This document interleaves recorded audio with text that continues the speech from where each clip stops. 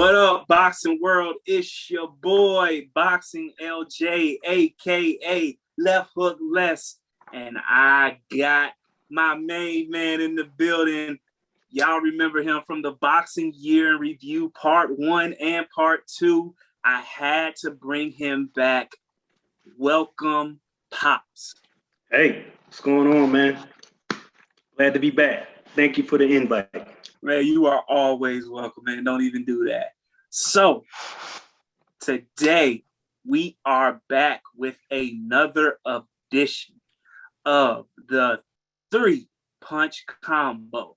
We are going to tackle 3 hot topics with the 3 basic punches in boxing. The jab, 1. The cross, 2. And the left hook, 3. And today we are going to talk about the historic, the loaded, the talented, the hot welterweight division, also known as the 147-pound weight limit. That's right. We are going to jump right into it. For the 1, we're going to talk about my man, Errol the Truth Spence Jr. I personally wanted to start off with him, Pops, because he's in my top 2 pound for pound. He's in my top 2 pound for pound. He's the unified champion at 147. He recently defended his titles against Danny Swift Garcia, and he made Danny Swift Garcia look average. So I wanted to start off with him because he is unified, because he is in my top 2 pound for pound. So, man, what is it? Where is it that you have him ranked on the pound for pound list, Pops? Well, once again, thanks for inviting me back. I always enjoyed talking to you and talking about boxing. And speaking of Errol the Truth Spence Jr., the WBC and IBF unified welterweight champion, I have him number 2 on my pound for pound list. Okay. So, what he's accomplished, how he's displayed his skills and abilities over the past couple of years, and especially after coming back from a real bad car accident, he got himself back healthy, and on top of that, he got himself back into boxing shape. There's a difference, getting in shape and getting in boxing shape. And he came out his most recent fight against Danny Garcia, and he made Danny Garcia look regular. Right. Danny Garcia is a really, really good fighter, really, really good. Of his losses, he's only lost to top-notch competition. Yeah. And when he went out there against Spence, everyone was expecting Spence to be a step slower or maybe not as polished because he didn't have an opportunity to so-called knock off the rust. And he came out there and he beat Danny Garcia decisively. There was no ifs, ands, or buts. There was no questions about it. He beat him soundly and decisively, and cemented, in my opinion, he cemented his spot as the number 1 welterweight in the division. I concur with everything you just said. What blew me away was that he took this Danny Garcia fight with no tune-up. It was over a year since the accident, the horrific accident where we didn't even know at the beginning if he could walk again. Right. And like you said, he was training. The accident happened in October. He was back in the gym right after Christmas of that year. And like you said, he got back into shape, and then he got back into boxing shape. And just all of the interviews and the promotion that he did leading up to the Danny Garcia fight, he was just talking about how he rededicated himself to the sport. because I'm not gonna lie, like I don't believe if he wouldn't have had that accident, I don't believe he would still be undefeated. I believe that it would have had to take a loss or something tragic to gain his attention in order for him to rededicate himself to the sport, because he would balloon up to like 190 in his off season, and you could see it in his face. Like it looked like he could make he could make heavyweight if he wanted to. You know what I'm saying? So that was not good. That was not good for him at all. So the fact that he got back into boxing shape, that he's saying that he's rededicated himself to the sport and he's going to remain in the gym and not just go in the gym when he has a fight. And he, like you said, he beat Danny Garcia decisively with no tune-up, over a year layoff, coming off a horrific accident. Before the horrific accident, he fought a very tough fight. In fact, it was the fight of the year with Sean Porter, who was the WBC champion at that time, and he took the WBC belt. So, man, hats off to Errol the Truth Spence Jr. He's in my top 2 pound for pound. You said he's number 2.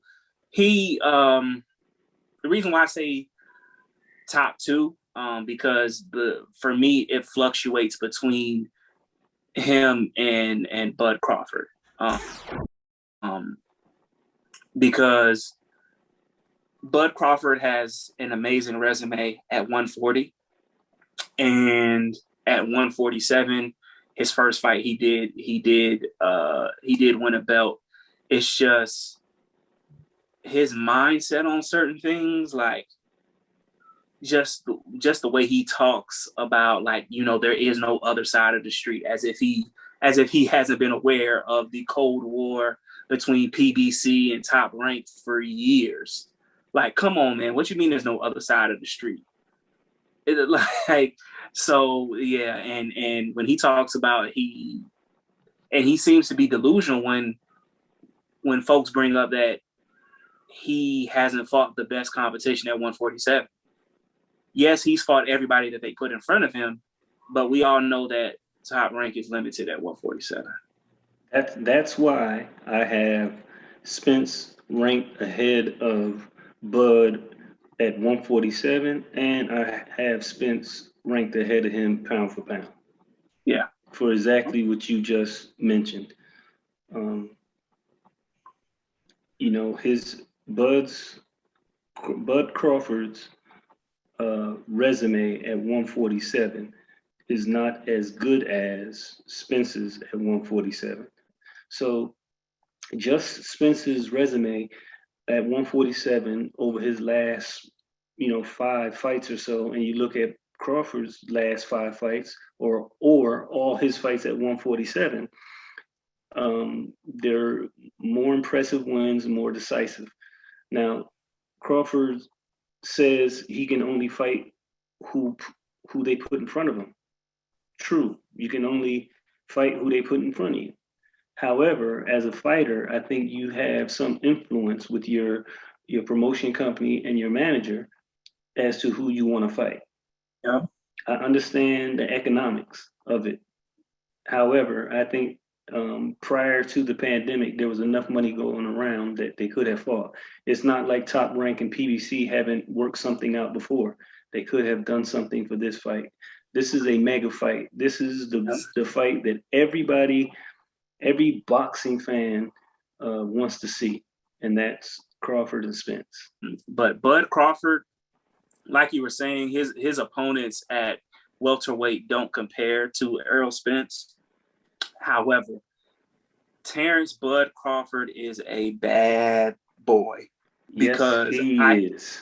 I can't think of a flaw in his game. Like in his game, like he can switch hit, which means he could be an orthodox and southpaw. He could use his range because he has long arms, like he has lanky arms. So he could stay outside with the jab. He could box and move. He could stay and fight on the inside with you. My only criticism is when he fights on the inside, he does leave himself open. And I personally think that slip that happened in the Mean Machine fight, I actually do believe that was a knockdown. It was just missed. But either way, even with the knockdown, he still made Mean Machine look like he shouldn't even have been in the ring. It was just he decided to bang with him because he wanted to show that he could bang, and he left himself open. It happens. Every fighter got checked one good time. Even Mayweather. Shane Mosley clocked him in that second round, and he had to hold on. Right. Well, that's the game of boxing, and well, that's the game of any combat sport, right? Right. And there are times that you're gonna get hit because that's the name of the game. That's exactly my point. I just think that Bud is way too talented to not have a better resume at welterweight. Way too talented. Like he's in my top 5 pound for pound. I would say either 3 or 4 for me. 3 or 4 for me. Where do you have him ranked?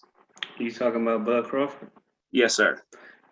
My pound for pound right now, and we're talking strictly pound for pound, is I got Canelo 1, Spence 2, and Crawford 3. Mm. I personally have Canelo at 1, even though I want more from him. Mm-hmm.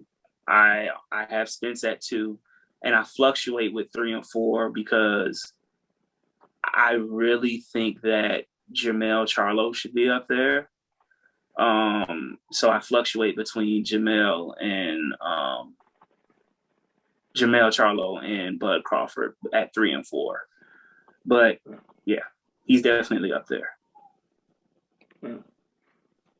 So we talked about Errol, the True Spence Jr. We talked about Bud Crawford. Now for that 3, that left hook. Manny Pac-Man Pacquiao. 8 division champion. Like, that's 8 division champion. And we just so happen to share the same birthday, December 17th. He's a Sagittarius. Man, he's also a senator, like in the Philippines. And he's over 40. And he's beating dudes at 30 in Keith Thurman, Adrian Broner in his late 20s. Like he's keeping up with the young bucks, man. He is keeping up with the young bucks even at this old age. And he's a legend. He's legendary. And yeah. Let me put it to you in this perspective. All right. When we talk about Pacquiao. All right. People that are not as educated about boxing and they talk about Pacquiao and say he's washed up, he's too old, he's just chasing money, he need to go stay in the Philippines and be a senator and this, that, and other. Let me put it to you like this. I looked up on a website recently, right? I was looking at some information, basically for Spence Jr. and Crawford. I was looking at their records, right? And there's one website I went on, it had their ranking in the welterweight division and how many boxers were registered in the welterweight division, right? Right. And the number of boxers worldwide that are registered in the welterweight division, I think it was something like 13 or 1,400 fighters. Okay. So if you want to put it into perspective, out of 13 or 400 boxers that are registered, and you can say Spence is better than him, you can say Crawford is better than him, you can say Porter is better than him, you can say Thurman is better than him, and maybe that's it. So let's just say 5. So out of 14 registered boxers in your weight division, and you're 5 in the top 5 at the age of 42 after like 70 fights. Come on, man. Come on. You don't even have to go into how many divisions he won titles in, how many championship fights he's had. how many decades that he's held the championship, what his standing is as an all-time great, what his standing is on the all-time pound-for-pound list. You don't even have to get to that part. Just look at what I just said, and then everything else will fall into place. Yeah, I personally don't think that Thurman is better than him. So I think he's 4 out of 1,400 because Thurman had the opportunity. And he just didn't capitalize. Right. And Thurman has recognized what he did and how he did it, and what he did incorrect. Right. And he's working to fix that. It's just with Keith Thurman, man. I don't know what happened to one time, but we only see him one time every other year. Like it's I don't know, but Manny Pacquiao, like the way you broke it down, I like that because he's at the age of 42, he's still in the top 5 in one of the most loaded divisions in boxing right now. Right. I think it's the most loaded weight division. Folks could say 154 or 160, but 147 to me is the most loaded division. Manny Pacquiao, I think, is would make the most pay-per-view buys just based on his name, just based on his history. But I'm not sure if you saw this, and I purposefully didn't put it on the call sheet or the itinerary, but there were rumors today that Top Rank has reserved the June 5th date, and it's rumored that Terrence Bud Crawford and Manny Pacquiao will be fighting on that date. I'm sorry, I got excited. I actually saw that yesterday. Yeah. And yeah, I'm excited to see that. I think that fight is 3 or 4 years too late, but we'll see what happens. And go from there. Yeah, I'm holding back my excitement, just because we've heard so many things concerning Manny Pacquiao recently. Yeah. Ryan Garcia said he wasn't fighting Tank Davis because he had a fight with Manny Pacquiao on the way. It was rumored that if Conor McGregor won his last fight, him and Pacquiao was going to have a mega fight. And now it's rumored that Terrence Crawford, and this has all been this year in 2021, and we are just now coming up on March 31st. Today, we're recording this March 31st. In 3 months, all those rumors and false flags, I should say, have happened. And that's what upsets me about what's surrounding Pacquiao right now, Yeah. I'm not going to be really, truly excited until I see the official announcement from either Bud Crawford, Manny Pacquiao, or Top Rank. Until I see the official flyer with a date, or until we have a conference, until we have a press conference, right, I am trying to withhold my excitement. Now, do I think this will be a great fight? 100%. 100%. Do I think it's a few years too late? 100%. I personally think Terrence Crawford should have fought Pacquiao. Before he moved up to 147. That's just me. Or that should have been his first fight at 147. No, I agree. I think they should have fought about maybe 4 years ago or so. At 140. Yep. At 140 when Bud was junior welterweight champion. And this is even before he became undisputed champion, because I was hoping that fight happened at 140.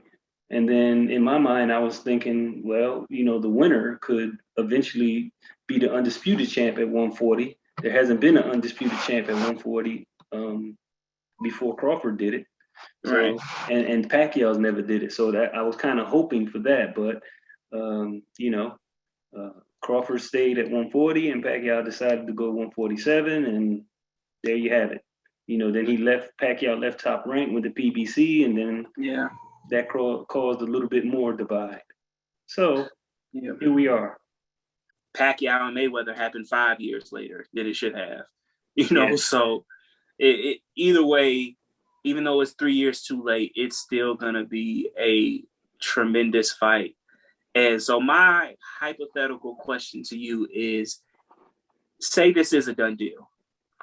Who do you have winning that fight between Bud and Pacquiao? We talked about Errol Spence. We talked about Bud Crawford. We talked about Manny Pacquiao. It's your boy, Boxing LJ, a.k.a. Left Hook Les, and my special guest, Pops. We are out of here. Hey, one thing before you close out. One of these days when we get together, we need to talk about the lower weight class guys. We seen Valdez and Burchett. We seen Estrada, Chocolatito, Anue at 126. You mentioned Frampton and all those guys. We have some really, really good talent and good fighters at the 130-pound limit and below, that these guys, they don't get as much light as, let's say, 135 or 147 or 160 or even the heavyweights. But those guys, they got skill, they got abilities, they can fight, they got energy, they're action-packed. And I'm telling you right now, for those who did not see Valdez and Burchett, or you didn't see Estrada and Chocolatito, I'm telling you, you missed some good fights. You missed some good action there. So, all right, that's my closeout. We gonna make it happen. Y'all heard General G-Pa. he got into his bag. But we definitely gonna make it happen, man. As always, I appreciate you. I appreciate you, Pops. I appreciate you taking the time. And we gonna make this thing happen, Captain. All right. I'm out. I'm out.